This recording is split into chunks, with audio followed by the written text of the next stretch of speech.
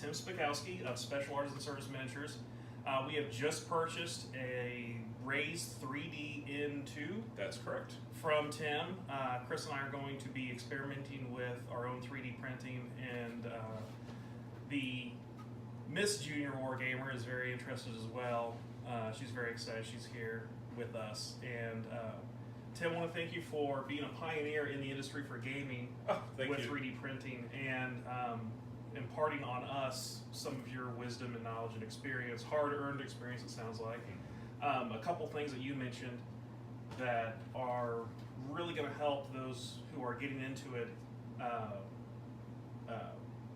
Some things that are going to really help people who are starting out with 3D printing for game hobby purposes, like you said earlier on the podcast, are take your time, do your research, you get what you pay for.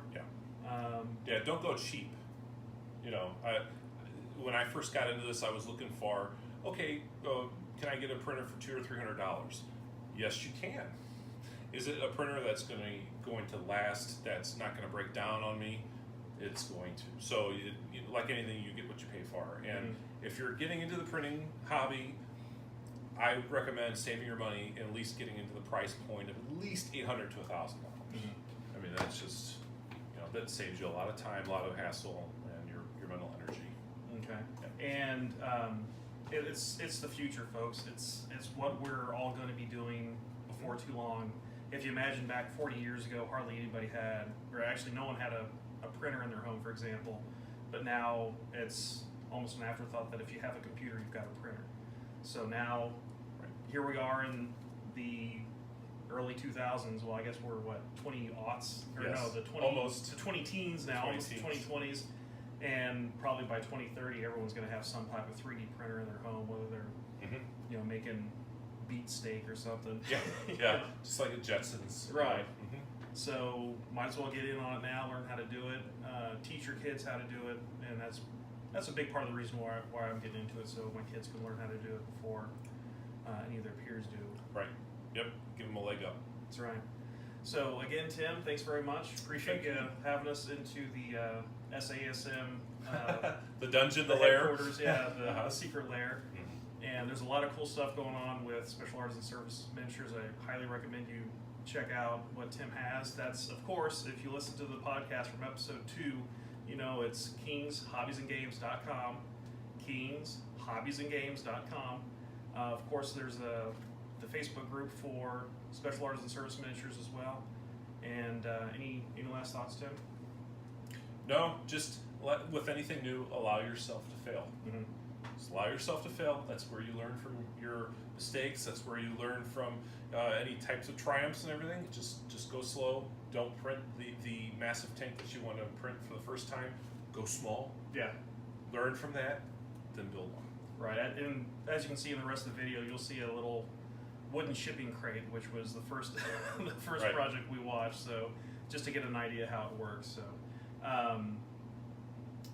So as we continue on with the video, you'll see the Raise3D N2 in action with a small little project, and we'll be getting into bigger and better stuff as time goes on. You'll see it here first on a Veteran Wargamer video.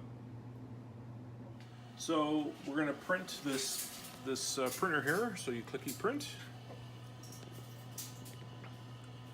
USB storage. So this is the root directory. Okay, let's see, you got a lot of files on here. So there's the file, great, 1 inch. And hit print. So here it registers the time it's going to take. And on the left here you see this is the temperature for the nozzle. So I print at 205 degrees.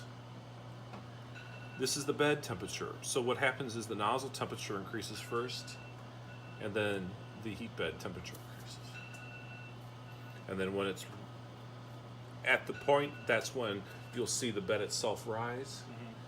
The nozzle itself will move towards center, and we'll start laying down plastic. Okay, it's beginning the raft. It's going.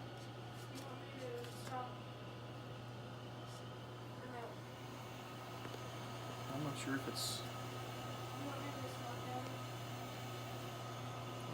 big enough to, there we go, get the corner there.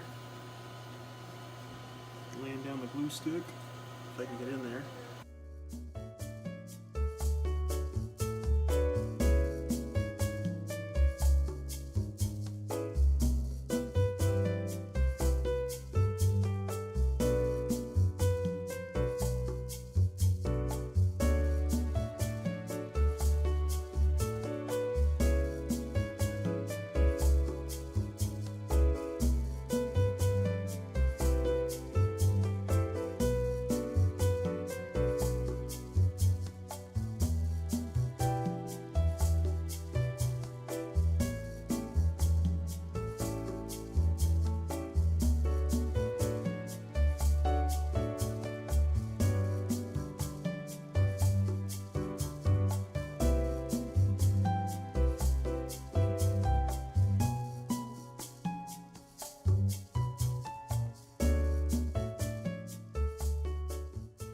Percentage is about 40, coming up on 45%.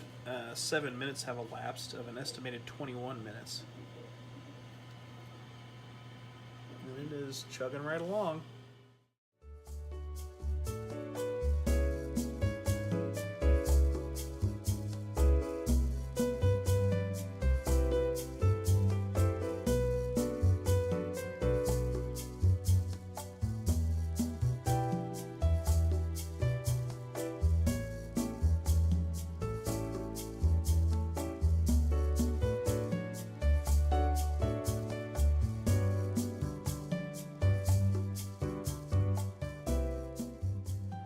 Alright, looks like we're done.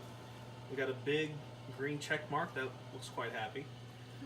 And as you can see, the box in particular is all done. So at this point we would go ahead and take it off. And we just pull this straight out like this. Alright. Undo the highly technical clips for keeping the plate in place. Our trusty putty knife here. We get our rubber percussion application tool, aka mallet. Oop.